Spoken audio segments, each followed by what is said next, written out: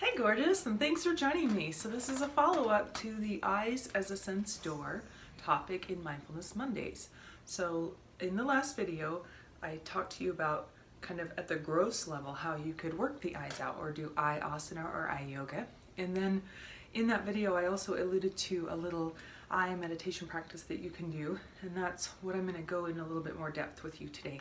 So we're getting a little bit more subtle. We're learning to meditate with and on the eyes and use the eyes as a sense door and connect to them in a more intimate level. And you may be asking, why is this important? Well, what I've learned from using my eyes at a more subtler level and meditating with and on my eyes is a few things. Our eyes can be used as a focal point to keep us to get into that concentration, because remember, we're trying to learn to slow down, get still, concentrate, stay in one place for a long period of time, and then we see the truth, and then we are equanimous with what's going on. And that's kind of the crux of meditation and mindfulness.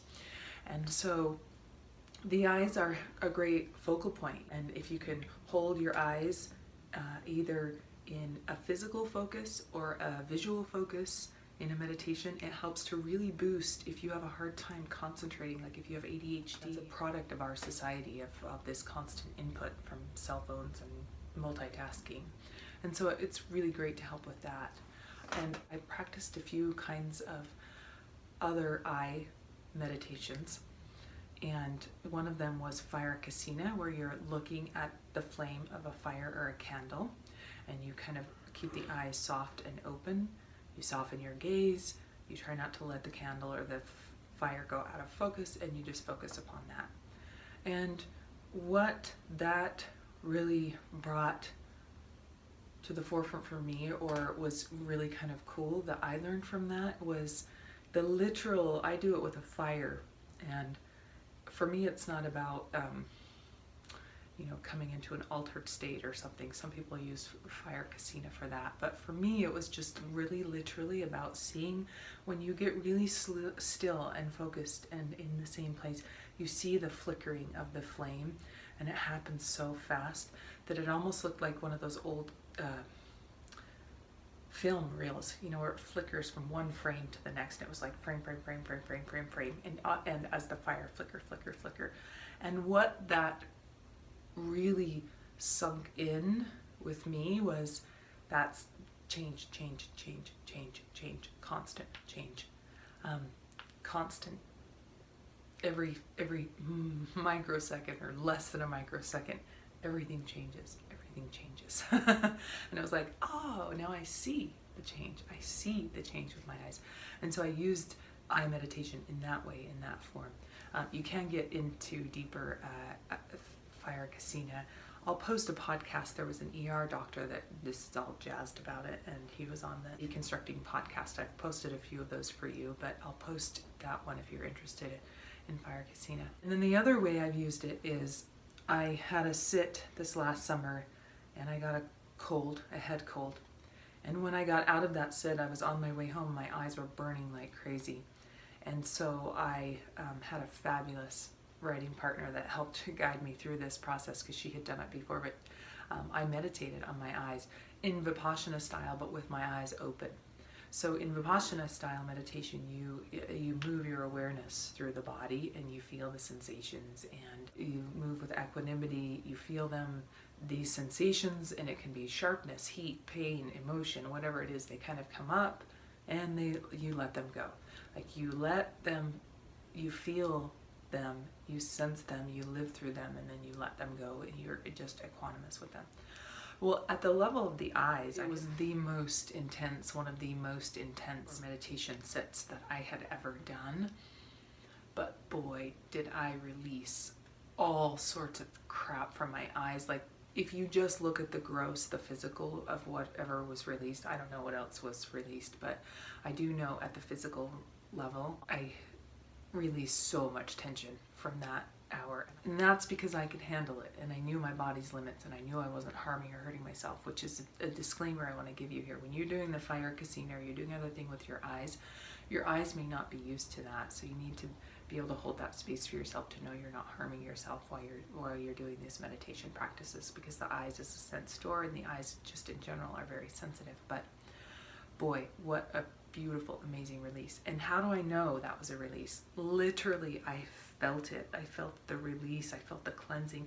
My eyes, tears were just streaming down my eyes. And I just knew. I knew that was such a visceral release. But also 6-8 months later now, I used to wear sunglasses all the time. My eyes were overly sensitive to the sunlight as I went outside, and now I don't even wear sunglasses. I still don't. It's 8 months later. I tried every once in a while to put them back on to see, oh, what does it feel like to wear sunglasses? Because I have 3 pairs sitting on my counter I'm not using. And I put them on, and it's just, no.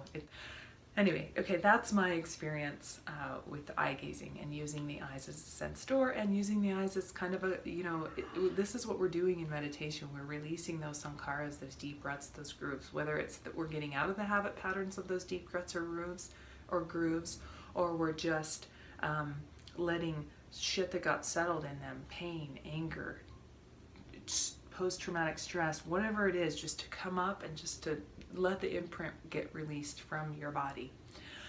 And so those are some of the things that I've experienced with this very sensitive sense door of the eyes. Okay, now I want to talk to you today a little bit about an eye meditation that you can do that's really simple, but it's really actually very kind of advanced technique-wise, and it incorporates all 3 of those main mindfulness meditation components. And that is staring or gazing at a tree, or you could do it at the sky. Like if you look up and there are clouds coming across the sky. I love to do these kind of in the springtime, in the summertime, in the fall. And you get to feel the seasons as they come in and change, and you get connected to nature in a beautiful, intimate way. So the simplest way to do this is, and I was kind of talking to you about it in the last video, is get a blanket, go throw it out underneath your favorite tree in the backyard, or take it to the park, lay it on the grass, and look at the sky and the clouds as they go by. And I'm going to talk you through this as if it were a tree that you were doing, but it could be the sky or anything else that you're letting your gaze fall upon. So you're laying down, and you're about 10, maybe 15 feet under this tree. You need to be able to see a little bit of detail in the tree, so you don't want to be too far away from the tree. And as you're laying underneath it, you just soften, settle in, relax, take a few breaths, settle into your breath. And you're just coming to this place where the eyes are soft, relaxed, and open, and you just keep a soft, relaxed gaze upon the tree. Now, what's important is that you're not outwardly seeking. You're not looking at the tree and going, oh, look at that, look at that, look at that, look at that. You're not, so much of our eyes is outward seeking, and what we're doing with this process is just letting the tree come to you, letting the vision come into your field and wash right through you. That's what I noticed when I did that really good visceral release. A lot of that was my eyes. It was just allowing whatever those images were that I saw, of violence, of anger, of whatever it was that was coming up, just washing right through me and going out. And so imagine just allowing that tree or the sky or whatever it is in nature that you set your gaze upon to just wash right through you, instead of outwardly seeking. And then what you're going to do is just, with your soft gaze on that tree, you're going to just stare at it, the wholeness of it, and let it slowly, let the truth of that tree slowly come into focus. So 1, you are coming in at a deep level of concentration. You are honing the mind. You're paying attention to that tree. You're honing that focus, concentration part of mindfulness and meditation, which is a huge component, to just get still and focus on one thing. And you're focusing on this tree.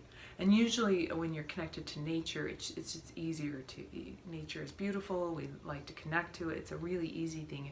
If you have a hard time focusing or honing your concentration, this is a great place to start.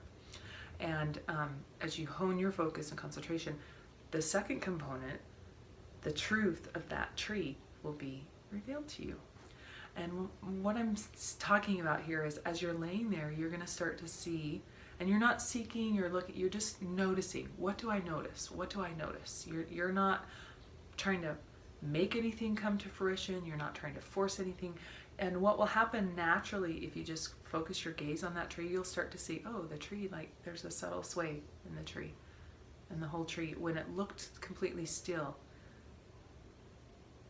when I first laid down really is actually slowly moving and swaying with the wind, gently swaying with the wind. Or maybe you notice you play with that depth of field. That depth of field starts to come in, and you have the whole tree. It comes out. Sometimes it'll get fuzzy, and then you'll focus in naturally on one point.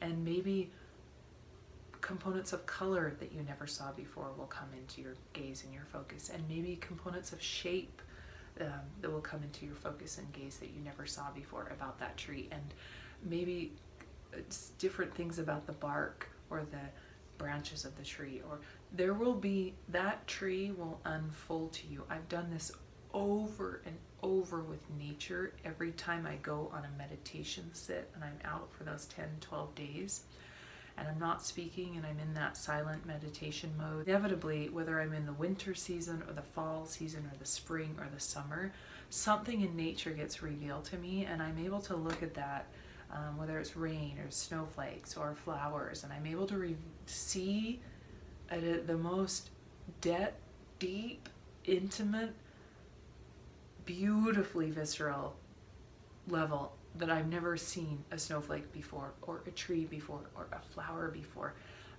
And so things will come into focus that you never even saw before about that tree. And it could be a tree that's in your backyard. I did this one day with the tree in my backyard. I'm like, oh my God, I never even noticed that tree. I put a hammock underneath my tree and do this with a hammock, by the way. That's a good tip. But there were things I was like, I didn't even know that there was a really intricate shape in the leaves, and then so many things come out. And when you think about that, that's so beautiful, because you're using this meditation practice. It's relaxing your body. You're getting all the benefits of meditation. You're starting to learn to focus and hone your mind and learn to concentrate. And you are seeing that if I stop and I see things truly and honestly and allow them to come into focus, I will see so many other layers that I miss in my everyday life just by being in my go mode, which is really cool. And then the third component is sit with equanimity in that tree. What you can do is, I talked to you guys about being equanimous or sitting in equanimity. And really what that means is just that you're not being influenced. You're not trying to go on an imagination trip with the tree or see, oh, I'm imagining this. And it's not an imagination thing. Just let the truth of the tree, whatever is there, come forward. And if your mind starts to wander, it's about being equanimous with that and go, oh, well, today I have kind of a racy, busy mind, and that's okay. And then you just come back to the tree, come back to the focus on the tree over and over. Or if you want to set, one thing that helps me in staying in equanimity is to just set a timer to the side. And then you say, okay, busy mind, whatever, I'll come back to my to-do list, all my things I need to do. I've talked to you guys about that before. I got that from Inside the Buddha's Brain, or Buddha's Mind book.